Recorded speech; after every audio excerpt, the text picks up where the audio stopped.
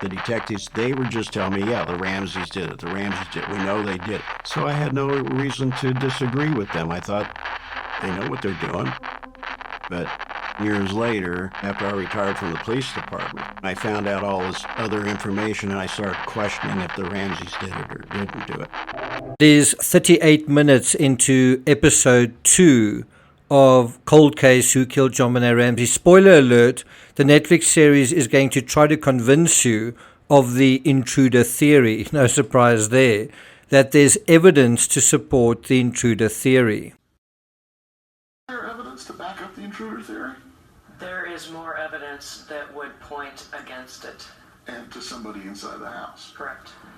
Detective Jane Harmer and her Boulder colleagues wanted the DA to convene a grand jury.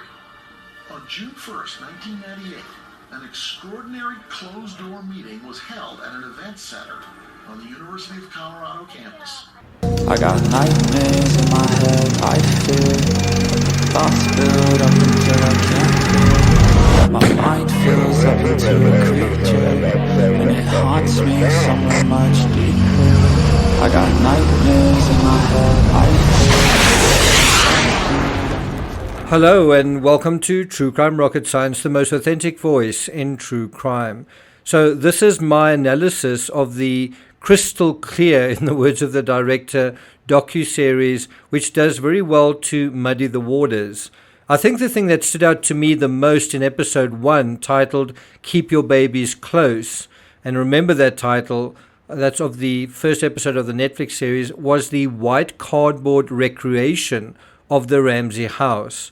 Not so much the house or the design, that's not really what stood out so much, but the very, very misleading way that the segment ends. And I'll explain exactly what I mean by that, and more importantly, show you why it's so misleading later on in this analysis. Before we get to that, if you haven't subscribed to the channel, please do. Bear in mind, I've written 11 books on this case. So if you find my analysis worthwhile and you would like to know sort of where it comes from, you might want to read one of those books. There are 3 trilogies, and then my latest book is Christmas Star. That is the book with the last research and the latest and most recent research. I'll put a link to that in the description. If you're finding this analysis worthwhile, and it's a part 1 of maybe 2 or 3, please like, share, leave a comment. You can also hit the thanks button. Bear in mind that I don't really do live streams, so I would appreciate it if you did hit the thanks button, and let's get started. Now, I find Ramsey documentaries, no matter what their angle or approach, fascinating, but not for the reason you might imagine. Like many of you, I'm sure you also find the content tired, dull, unconvincing, and invariably a recycling of old stories. And this docuseries is no different. So what I look for, and what I want to encourage you to look for, is footage that we've not seen before.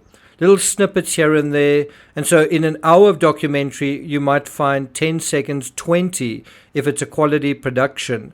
And it's like finding needles in a haystack in a way. And, if they went to a lot of trouble, where they did a lot of digging through the media archives, you might find a little nugget here and there. And so in this analysis, I want to share some of the new footage that appears in this documentary, such as these images of Ramsey spokesman Pat Corton. I've never seen this before. Pat Corton, the PR dude that the Ramseys didn't seem to remember, didn't know about, or said was a myth. The whole PR narrative is a myth, when Larry interviewed them on CNN in March 2000. And look at this. We are anxious for that material, and I think that's a reference to DNA, to come back because we believe strongly that it will enable the police to take the family off the potential suspect list. That's from Pat Corton. I also want to show you footage that's out there that they don't show, which is quite cynical in my opinion. So that's really my approach, is I'm looking for new footage, and then I'm also looking for some micro discrepancies in the statements made. And I'm going to kick off with one of those in a minute. Now, many people make the mistake of taking whatever statement John Ramsey says and analyzing it or checking it at the time and in real time and then stopping there. And certainly over the past few years, John seems to repeat stock statements from a dog-eared playbook. He says the same thing in the same way over and over again. There never seems to be anything new. But what you really want to do is to take a statement and analyze it across a spectrum of statements, interviews, depositions, and see how it holds up in that context. And of course, that requires tremendous insight. Having all the books that have been written, having all the statements at hand, having all the news reports as well, in the back of your mind, and then seeing how seeing whether there are any differences and how the story changes. Does it change? Do you think it does? Because in reality, the Ramsey statements have fluctuated wildly over time. Just look at the evolving narrative of their pick of the crop suspect of the moment. A few months ago, it was the nonsense about Gary Oliver, his handwriting. Remember that? It was, his handwriting was a perfect match to the ransom note. And that was all earlier this year. Court TV gobbled that garbage up for breakfast, and John even went to the trouble to appear in Court TV at length and comment about it. So what has happened to the Gary Oliver narrative here now? Well, just a few months later, Gary Oliver barely gets a mention. What's going on? Short attention spans. Although Oliver appears in episode 3 of the Netflix series, and that starts at, I think, 12:30. It's only about 90 seconds long. Then they're done. And then they move on to the next perp. Now is probably a good time to deal with this myth. And I think episode 2 basically focuses very, very strongly on this idea that the police only focused on the Ramseys, right? And I want you to listen carefully to a presentation made to Alex Hunter. You heard the beginning of that clip a moment ago, and how they looked at, I think, was it 70 other handwriting samples from other individuals? 70, not 17, right? That's quite a lot of other people that you're looking into. And they also investigated a lot of other people. That is what the police are required to do. And yet the narrative today is that the police only looked at the Ramseys. I'm anxious to see where the police are at this point, and optimistic that they'll have a good presentation this morning. The contents of that police presentation have never been made public until tonight. Dateline obtained this detailed summary. It documents what was then an 18-month-long investigation, and it reveals that after eliminating more than 100 suspects, Boulder police remained focused on the Ramsey. Now, that's not to say that the police didn't make mistakes. Think about the mistakes they did make. Detective Steve Thomas, who is a good investigator, and that is brought up in the Netflix series, he implicated Patsy, and I think that was a mistake. Linda Arndt implicated John, and I think that was a mistake. James Kolar, who isn't mentioned as far as I know, he implicated Burke, but with this really ridiculous scenario of JonBenet literally taking a piece of pineapple out of a bowl and immediately something happening immediately after that, which doesn't actually make sense either. So there you have 3 scenarios from the Boulder police, all of which are to a more or less extent nonsensical, although somewhat based on evidence. But you've got to be careful not to throw the baby out with the bathwater and to say, well, the entire Boulder police, the entire police investigation was worthless, because the other side of this equation is if you say, well, what was the intruder narrative? What was their theory? And one of the dumbest theories I think I've ever seen, which is much worse than Linda Arendt's idea or assessment, was that Santa Claus committed this crime. This fellow, Bill McReynolds, this fellow apparently broke into the house, wrote a 3-page ransom note, ran up and down the stairs, did some gymnastics, and somehow didn't manage to leave any of all of that hair at the crime scene. Now, if you think that's bad, who do you think the fake suspect of the moment is this Christmas on Netflix? Who do you think they spend an inordinate amount of time focusing on? What tree do you think they're barking up this year? Now, just interestingly, in his recent interview with Crime Junkie, just coming back to Gary Oliver, they spent less than 1 minute of the 90-minute interview dealing with Gary Oliver. And that just shows you just how erratic the intruder narrative is. It just jumps around like a pinball to whoever people want to talk about, it seems to be. Okay, so we are 10 minutes in. This is going to be a test of your attention spans. Now I'm going to deal with my analysis of episode 1. Now, let me just say, in the run-up to it, I fully expected episode 1 of the Ramsey case to be disguised apologia, and it didn't disappoint. That's essentially when the makers pretend to provide an unbiased, neutral view, which is done to hook the viewer, and then over the course of the rest of the series, they play their actual cards, which in this case, no surprise, is a fairly slapdash repeat of the intruder theory. And this card is revealed at the very end of episode 1, when the claim is made that unknown foreign DNA was found, and this evidence was hidden. In other words, the entire episode 1 is a pretense about not knowing who killed JonBenet, only to play the trump card right at the end and say, well, there it is. It can only be an intruder, and the DNA proves it. I think that argument is so fallacious, and lesser minds seem to be taken in by it time and time again. But if it deserves a debunk, we can do that separately. If you're still not sure how the DNA narrative works, or certainly my opinion of it, if you don't know by now what it is, I can do a separate analysis again on that. But you can also go through some of my videos to look at what I've said about it in the past. But we can do a separate debunk of that somewhere down the line. Now, let me just say now that the Ramsey's DNA and prints couldn't be excluded on a whole host of objects. But that also seems to be selectively excised from the analysis. Let's not focus on what we know. Let's focus on the one thing we don't know. The thing that is likely not even a profile at all, but a composite of several individuals. Anyway, let us start with number 1. It was snowing outside.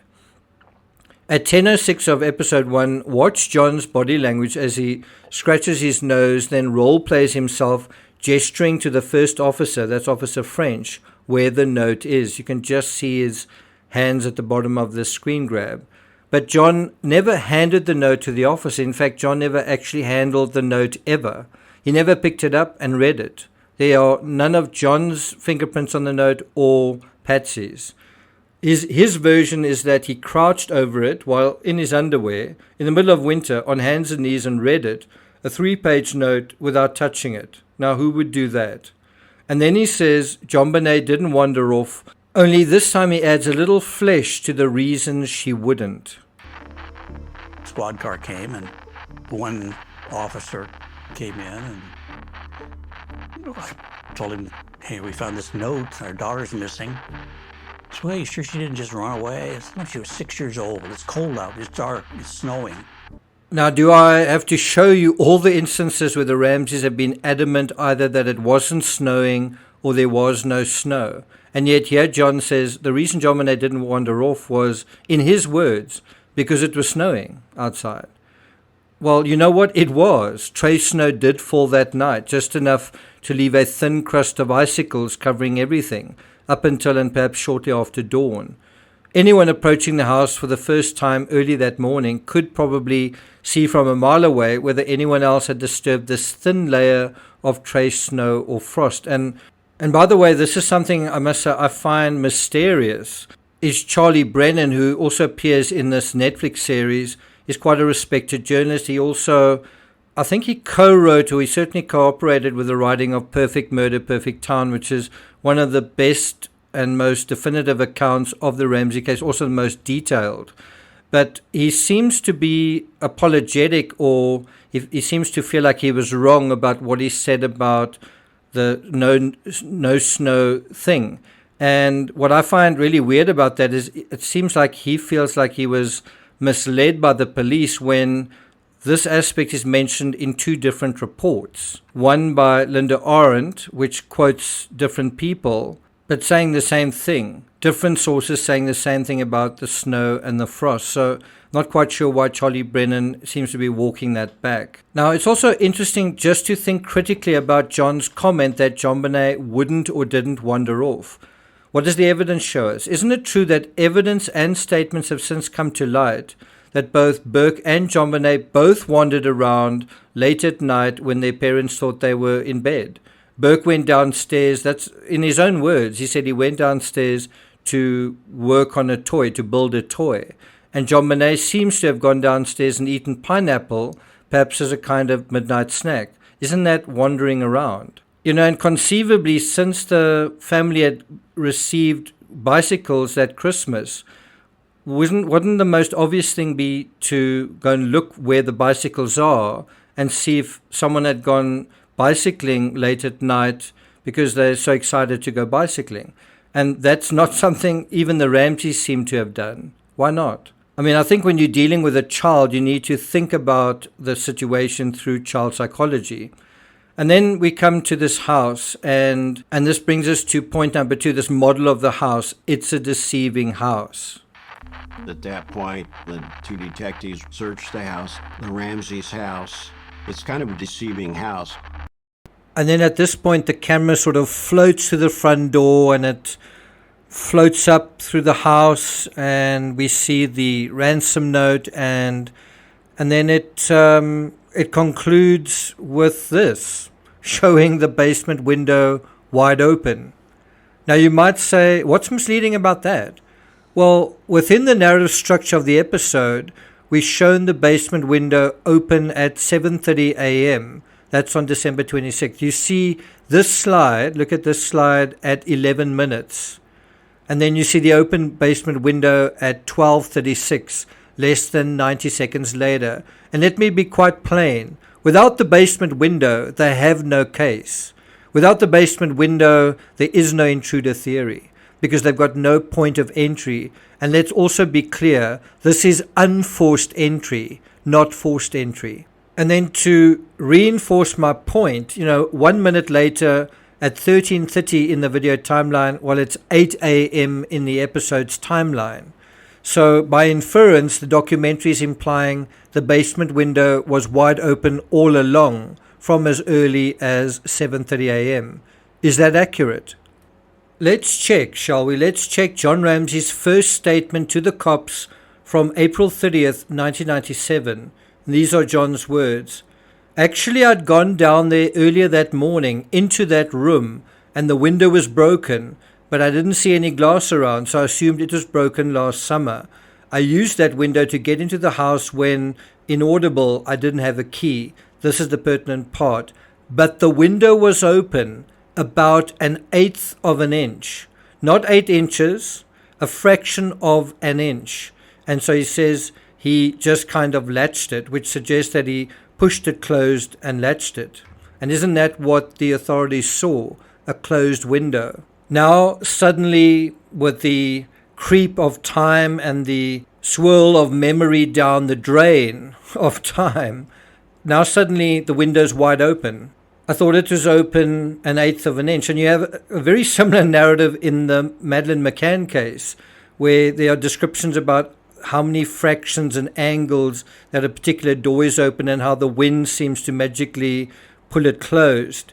Anyway, guess what? None of the authorities saw the basement window wide open at any time prior to mid-morning. And so a documentary presenting it that way clearly didn't even do basic research in this area. Now, don't you find it ironic? We are going to come and tell you the true story here. Well, maybe we could check a couple of facts and see whether that is the case. Now, in John's version of events, he says he went downstairs alone around mid-morning, found the window open, then closed it that morning. That's in their book. The book just says open, not wide open and not ajar.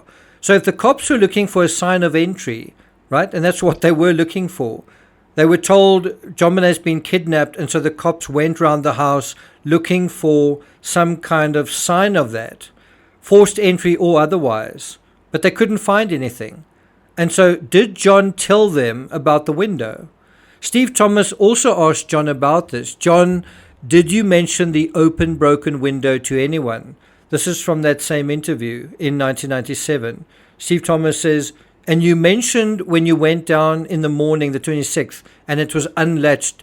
Did that strike you as odd, or did you bring that to anybody's attention? John Ramsey. I don't know. I mean, when I think it probably struck me as a little odd, but it wasn't. I mean, sometimes the window would be open because the basement got hot, or one of those windows would be opened. Okay, now, this is midwinter, so why are you talking about the basement getting hot? Usually when it's cold, you close windows. And do you notice that John doesn't answer the second part of that question? Did you bring that to anybody's attention? So is that a yes or a no? I mean, if the window was wide open and broken in the middle of winter, why didn't French, the first responding officer who went down to the basement, why didn't he not only see that the window's open, but feel the cold air? I think you would feel it that early in the morning on one of the coldest days of the year. It's the middle of winter. And if French was looking for a sign of entry, and John knew there was one, why didn't he tell French there and then? Because French doesn't mention it in his report. And when Arne talks about points of entry at the beginning of her report, she doesn't mention it either. As per French's report, a quick inspection of the interior of the house as well as talking to Mr. Ramsey, this is important, not only inspecting the house, the inside of it, but talking to John Ramsey indicated that there was no obvious signs of forced entry or struggle. Mr. Ramsey told me that the house appeared to be locked up as it had been left. Now, is a wide open window in the basement part of the house being locked up? Also, if it was wide open, why didn't Fleet White notice it? He also went down there. Didn't he feel cold winter air blowing into the basement from a wide open window? Why didn't Reichenbach, who scouted along the outside, or Officer Weiss, who took photos of the house, why didn't he notice anything? Why was it only noticed, only recorded, only mentioned, and only photographed by the authorities that night? And I think the part that is misleading is you've got a photo of the basement window, and it's obviously dark, and that implies it was taken that morning. And that is not the case. As far as I know, no photos were taken inside the house that morning. So I think Netflix blatantly showing the window wide open at this point, and this is quite early, this is in the first 15 minutes of the 3-part series, as if it was so clear and so obvious. Doing it this early in the timeline is, in my opinion, more than a little tricksy. Do you agree? Now, I'm sure you want me to move on from here, but I want to just hover on the subject a moment longer. While we're still dealing with the window area, someone made the comment that when Luther Stanton heard the sound of metal crashing on concrete, which makes a very distinct sound. If you've ever ridden a bicycle and fallen, you know what that sounds like. Someone suggested, could that have been the grate dropping down? Not a bad supposition, not a bad attempt at trying to connect a few dots. But as you can see from these images, the metal grate rests on metal, not concrete. And so if it fell down, it would have made a more metallic clanking noise. I also want to draw your attention to Lou Smith's hands as he reenacts the so-called intruder breaking into the house. Look at all the opportunities to leave either fingerprints, footprints, hand impressions, or even traces of fiber, what he's wearing. And these would necessarily include lifting the grate from the outside and then holding it up from the inside. Did they find any fingerprints or any trace of an intruder in this area? Well, not besides a single fingerprint from John. And that is a serious weakness to the intruder theory. In terms of this access point, what evidence is on and around the access point? The answer is nothing. There's no debris around it. There's no glass either. That brings us to number 3. The bed had been slept in, obviously. I went upstairs, looked at JonBenet's bedroom. The bed wasn't made. It had been slept in, obviously. To me, that bed doesn't look slept in. Where's the pillow? And incidentally, I have a similar assessment of Madeleine McCann's bed. It doesn't look slept in to me. Now let's look at something else that's typically left out of the dog-eared Ramsey narrative. And that brings us to the penultimate point, number 4. Keep your children close to you. Almost everyone familiar with the Ramsey case ought to be familiar with this. We've all seen Patsy doing her spiel about keep your babies close to you on CNN. And guess what? Episode 1 takes its name out of this dramatic moment. I will tell my friends to keep your babies close to you. There's someone out there. Now let's look at the same clip again, and this time keep your eye on John and John's lips as Patsy says, keep your children close to you. Doesn't he seem to be mouthing the exact same words just as Patsy's saying them? But if I were a resident of Boulder, I will tell my friends to keep your babies close to you. There's someone out there. Now, why doesn't the director Joe Berlinger show this clip? Or are we imagining things? Let's watch it again in slow motion.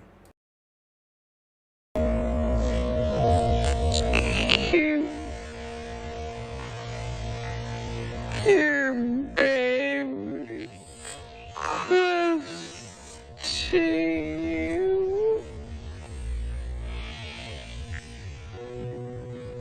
Number 5, Orchestrated. If we go to JonBenet's America, which came out way back in 1998, Penny Buffe, presumably Dr. Buffe's spouse, someone who seemed to be a strong supporter of Patsy's and an ardent churchgoer, she says they, the congregants, decided at the memorial service to create a cordon in order to protect the Ramseys from the media. However, during the service, their minister had suggested to the congregation that they should line the pavement as a gesture of support. We were wanting to protect them because they had been through so much grief already, and we felt that this wasn't the time or the place, and so the congregation basically just tried to shield them from that sort of thing. And now, let me ask you a question. Was this sort of shielding taking place right in the beginning where several of the Ramsey friends, the Fernies, the Whites, and a reverend arrived very early on the morning of December 26th? Yes or no? Was there shielding later that night when the officers arrived at the Fernies to talk to the Ramseys, only to find John's brother Jeff there and several other individuals, including attorneys present, as well as the doctor? Was there shielding at this memorial service? Were the lawyers and the PR a kind of shielding? Was the ransom note a kind of shielding? Now, on Netflix, Carol McKinley describes this moment when the Ramseys emerged out of church as a sort of first and only moment that Boulderites had any kind of access to the Ramseys after the incident. And if I remember correctly, the media were invited to the event but simultaneously held at arm's length. We want you to see us in this context, but it's kind of like, look but don't touch. Doesn't that seem orchestrated to you? It's also very interesting the role that the church, in the McCann case, the Catholic Church, where they actually went and met the Pope, played in that case. And that's not the only time that the church comes into that story.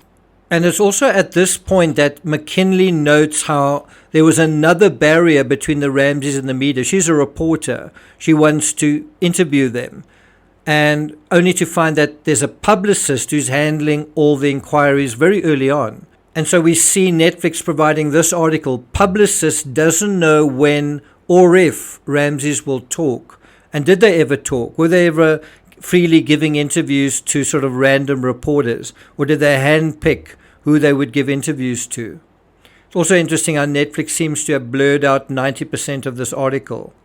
So what do you think? Were the Ramseys hiding behind lawyers and PR 28 years ago? And if not lawyers and PR, then friends of theirs? And is it possible that the Ramseys were hiding behind a ransom note? Speak to John and Patsy Ramsey, I tell them to quit hiding behind their attorneys, quit hiding behind their PR firm, come back to Colorado, work with us to find the killers in this case, no matter where that trail may lead. And do you remember this commitment John and Patsy made on CNN on New Year's Day, January 1st, 1997? We will sit down with the Boulder police, absolutely. Absolutely. We want them to know everything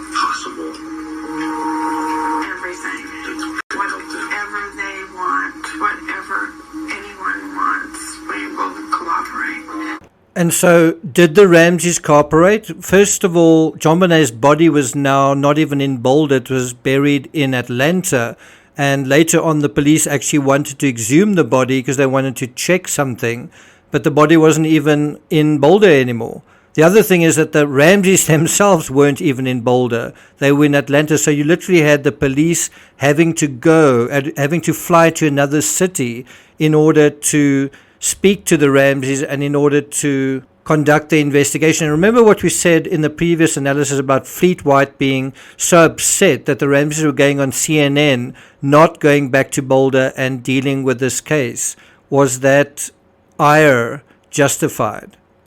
And I think it's a fair question to say, if you ask the question, were the Ramseys hiding behind lawyers and PR 28 years ago? Are they still doing the same thing today?